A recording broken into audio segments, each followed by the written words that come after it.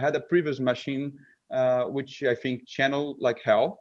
So I changed the machine to a E61 group head, and keeping the same barista, bad puck prep or bad or good, the channel is appearing, I don't know, 95%.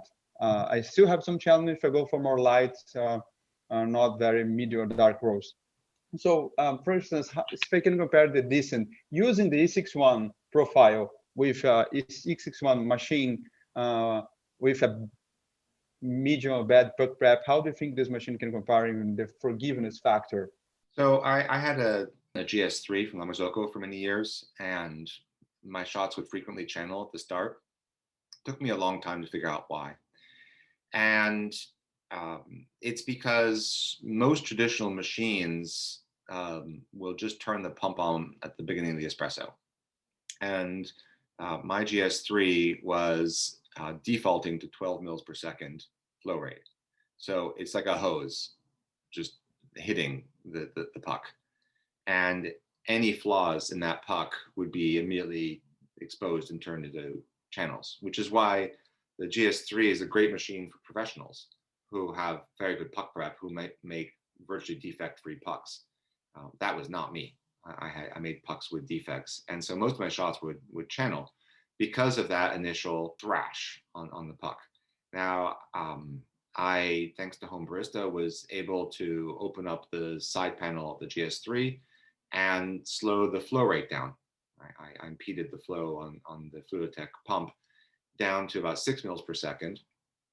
And then my channeling largely went away. Now, the downside on that machine is that now my peak pressure was significantly lower as well, because that's that machine. That's how it works. You slow down pre-infusion, well, you slow down the pump in general. So in general, in fact, there's a James Hoffman video, the slow motion video. You really should watch that. It's a really fun video. He took slow motion, high resolution.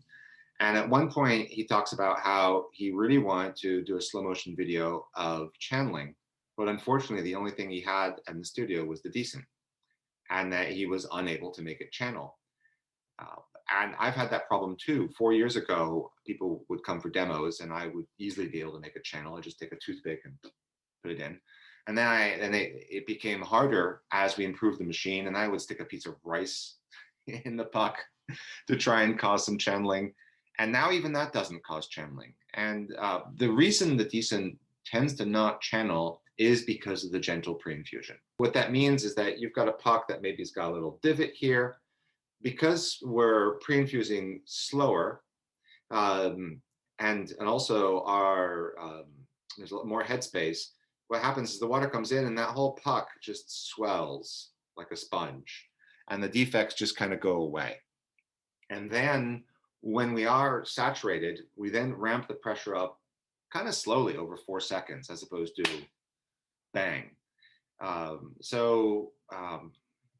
That's one of the big reasons why our shots don't channel as much. And then the next one is, if you look at a traditional E61 machine and you look at the water disperser behind the shower, they typically have like 6 or 8 holes, and they're pretty big. It's a big press piece. So you have this thing with 6 holes, and they're like all right there. And that's getting hit with 12 mils per second. So do the math, you're at 2 mils per second. It's like little water picks, right, on all those little things. So that's incredibly channel producing. I think this is why people on Home Barista see such effects by getting different shower screens, because the shower screen is effectively blocking the drilling of those water dispersion holes on those traditional machines. And when we modeled that, we were horrified at not at how uneven the water was, and also just what it did to the pucks. So the holes that disperse water on the decent, I think there's 29 of them. There's quite a lot of them. They're calibrated sizes, and they're set up so that at different flow rates, they're even at different points. There's different heights of them. So I think, and that's all Ben's work. In fact, that's why he got hired, because he did all this work and posted on Home Barista and showed the fluid dynamic simulations of how superior this was. And So those two things, the gentle pre-infusion, lower flow rate, and the dispersion. I think especially that second one is important because if people do the kind of water hammer shots on the decent, right, the traditional Italian that just goes 9 bar hard, they still don't channel in the decent. And I think that's because that fast flow rate is being spread across a lot more holes. And also, let's be honest, that flow rate, when I use Londinium, it's 8 mils per second. It's still not the GS3's 12 mils per second. So it's still not as insane as that. Does that help you answer your question? Yeah, a lot. You have previously said that Baratza grinders are also tend to cause channeling. I think you have mentioned the SETI grinder. Why is that? And you have in this call mentioned about other Baratza grinders. So do you not recommend Baratza grinders to use in pair with the Dyson? Baratza grinders are fantastic for pour overs, and I would thoroughly recommend them for that. But in the under $500 US world, something has to give. And Baratza, especially the SETI, is extremely feature heavy, right? It's very nice to look at, and it's got all this digital stuff. But you open it up, everything's plastic. It breaks quite easily, and it tends to not grind very fine. So that's the first problem. The second is with the SETI is it has dosed at the portafilter as a cool feature, but the particles spray out of that thing in a very uneven way. And so if you dose from a SETI directly into a portafilter, it's going to channel. You'll get much better results if you dose from a SETI into their plastic cup, shake to homogenize, and then dose.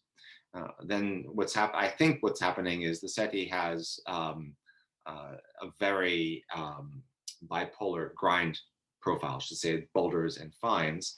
And I think when it comes out of the SETI, they're quite separated. My guess is the fines are outside, the boulders on the inside. That's my guess. Whatever. What I do know is that if you take the SETI and then you shake the hell out of the grinds in their plastic thing and then dose it, that your channeling will go way down. Next, the SETI, if you don't have certain shims installed, just doesn't grind fine enough to work on the decent. So depending on what model you've got from them, you have to ask them to send you shims to grind finer. I don't think it makes any sense to buy a machine as tuned towards making the best coffee in the world and then buy a really, the best low-end grinder there is. To me, that the SETI is the best low-end grinder. Just don't do that. Go get the cheapest high-end grinder there is, which is the niche. Just go to that next level.